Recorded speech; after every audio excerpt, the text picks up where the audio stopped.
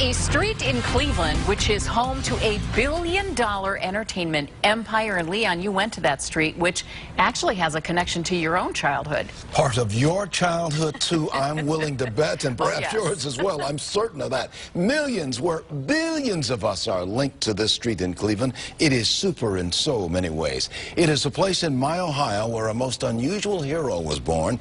Daily, he saves the people who are in every kind of trouble that you could think of. Story of a street in Cleveland, Ohio, and of a single house where a most recognizable hero was born. Known throughout the planet is Superman, the fictional hero who for generations has leaped from comic books and from screens of movies and television. Superman is from Cleveland. A billion-dollar industry. New American mythology was created in the mind of a teenager. At Superman's creation, life was far from billion-dollar thought. It was more penny-pinching. 1933, Cleveland was tumbling in depths of depression. The world ached for heroes. In this house, two boys began a story. On notebook paper, Glenville High School students Jerry Siegel and Joe Shuster sketched and scribbled the first story of Superman. They worked in this room where today there are celebrations of their work. Jerry and Joe were timid boys who dreamed of a hero with superpowers. Their homemade comic strip caught eyes of a comic book publisher at a time when money was scarce and depression was worldwide. When you're offered a contract and you're going to get $10 a page for 13 pages and a contract to do the strip after that, it'll look like a pretty good deal. Mike Olszewski of the Siegel and Schuster Society celebrates memories of the boys who grew into adulthood and prominence.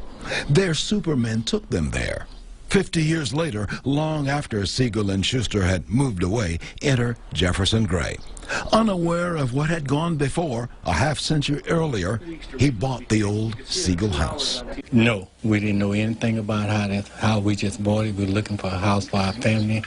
No idea. Eventually, Superman was tracked back to the Siegel house and to where co-creator Schuster lived around the corner.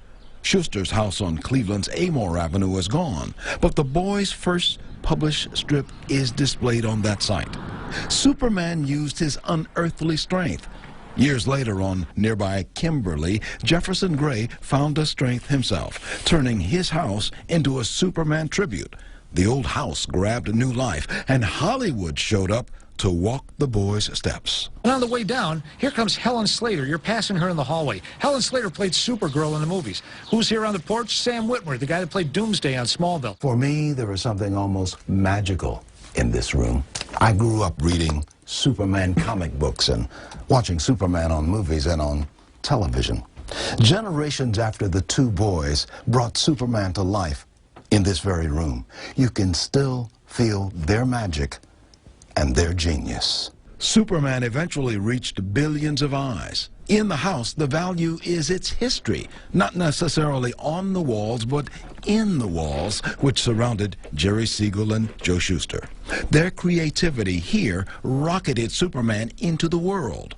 The boys reached their manhoods, giving the Man of Steel his strength, fashioning an entertainment empire, the two created in the mind of a 14-year-old kid up in a bedroom in Cleveland, Ohio. As you grow older and you understand what it's all about, it's something that everybody wants to see, so you have to get used to it. Jerry Siegel, who lived here, was a kid when his father was shot and killed by robbers. They never caught the robbers. Don't know who did it. But Siegel and Schuster carried the death of Jerry's father into their Superman comics.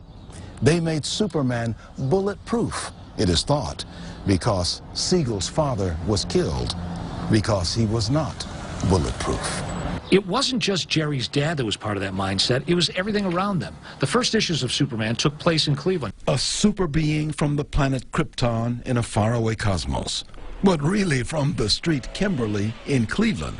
He was created by two mild-mannered high schoolers searching for a hero to save the world. Don't we all want that? We're looking for a hero.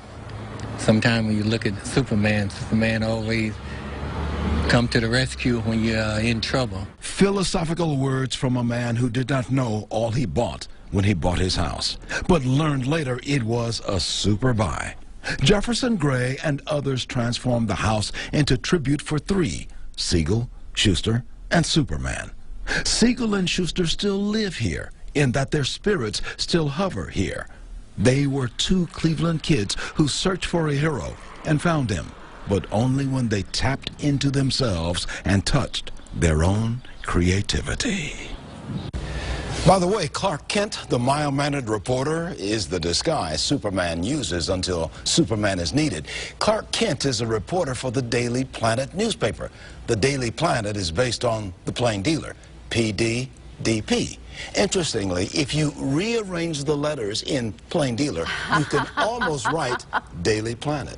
Schuster died in 1992, Siegel in 96, but what they created lives on. Wow, that's remarkable? awesome. Yeah.